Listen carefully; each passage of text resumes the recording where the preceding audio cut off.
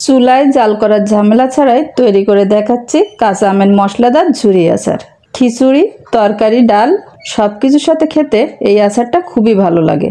কোনো রকম রোদে দেওয়ার ঝামেলা ছাড়াই এই আচারটা তৈরি করে কিভাবে আপনারা সারা বছরের জন্য সংরক্ষণ করে রাখবেন সেই রেসিপিটাই আজ শেয়ার করছি।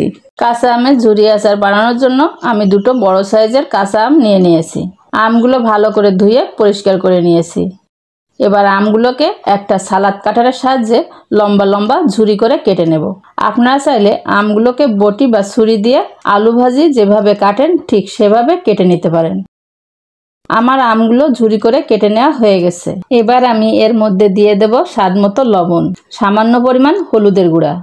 এখন লবণ আর হলুদের গুঁড়া আমের সাথে খুব ভালো করে মিশিয়ে নেব। লবণ আর হলুদটাকে আমের সাথে ভালো করে মিশিয়ে নেওয়া হয়ে গেলে এটাকে 10 মিনিটের জন্য রেস্টে রেখে দেব। এখন আচারের জন্য একটা মশলা তৈরি করে নেব।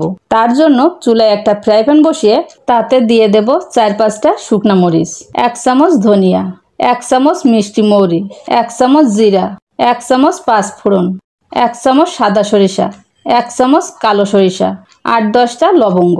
চুলার আঁচ মিডিয়াম টু লো ফ্লেমে রেখে মশলাগুলো 3-4 মিনিটের মতো ভেজে নেব।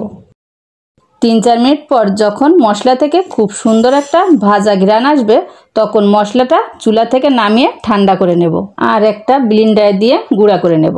আপনারা চাইলে শিলপাটাতেও গুঁড়া করে নিতে পারেন। এটা কিন্তু মিহি করে গুঁড়া করা যাবে না, কিছুটা আধা ভাঙা করে গুঁড়া করতে হবে। এদিকে যে আমটা রেস্টে রেখেছিলাম সেটা থেকে বেশ কিছুটা পানি ছেড়ে দিয়েছে।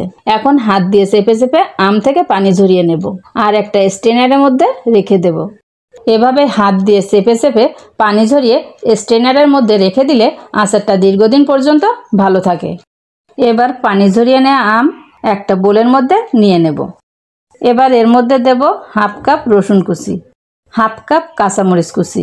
কাঁচামরিচটা আমি মিহি করে কুচি করে নিয়েছি। দিয়ে দেব 1/2 চামচ লবণ, 1 চামচ শুকনা মরিচের গুঁড়া, 1/2 চামচ হলুদের গুঁড়া। এবার আগে থেকে যে মশলাটা গুঁড়া করে রেখেছিলাম সেটা দিয়ে দেব। দিয়ে দিচ্ছি 1/3 কাপ ভিনেগার বা সাদা সিরকা। এখন একটা চামচ দিয়ে সবগুলো উপকরণ আমের সাথে খুব ভালো করে মিশিয়ে নেব। সব কিছু ভালো করে মিশিয়ে নেওয়া হয়ে গেলে চুলায় একটা ফ্রাই প্যান বসিয়ে তাতে পর্যাপ্ত পরিমাণ সরিষার তেল দিয়ে গরম করে নেব। তেল গরম হয়ে গেলে দিয়ে দেব এর মধ্যে 1 চামচ পাঁচফোড়ন, 3-4 টুকরো দারুচিনি, 4টা শুকনো মরিচ। এবার এটা 2 মিনিটের মতো গরম করে নেব। 2 মিনিট পর এই গরম তেলটা মশলা মাখানো আমের মধ্যে দিয়ে দেব। এখন তেলটা আমের সাথে খুব ভালো করে মিশিয়ে নিচ্ছি। মিশিয়ে নেওয়া হয়ে গেলেই তৈরি হয়ে যাবে মশলাদার কাঁচা আমের ঝুরি আচার। আচারটা সংরক্ষণ করার জন্য আমি একটা কাঁচের বয়াম নিয়ে নিয়েছি। সবটুকু আচার আমি কাঁচের বয়ামে নিয়ে নিচ্ছি। এভাবে আচারটা যদি কাঁচের বয়ামে রাখা হয় তাহলে দীর্ঘদিন পর্যন্ত সংরক্ষণ করা যায়। চেষ্টা করবেন আচারের উপরে কিছুটা পরিমাণ তেল দিয়ে রাখতে, এতে আচারে ফাঙ্গাস পড়ার সম্ভাবনা থাকে না।